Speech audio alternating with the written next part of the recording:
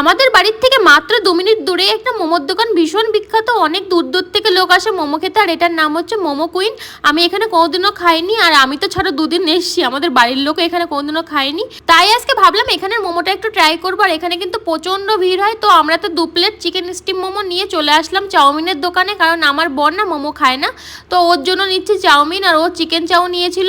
এখানে দাঁড়িয়েছিলাম, প্রচণ্ড গরম ছিল, তারপরে চলে এসেছিলাম একটু অ্যাপি নিতে, কিন্তু দুঃখের বিষয় অ্যাপি ছিল না, তাই একটা আইসক্রিম নিয়ে চলে আসলাম বাড়ি। তো বসে পড়লাম মোমোটা ট্রাই করবো বলে। এখানে ছিল 5 পিস মোমো, দাম ছিল 50 টাকা, আর স্যুপটাই পুরো মটন চর্বিতে ভরা ছিল, আমি তো একটু ছুঁয়েও দেখিনি, ওই খেয়েছিল। আর এখানে আমি মোমোটা ট্রাই করলাম, সত্যি কথা বলতে আমার ভীষণ ভালো লেগেছে।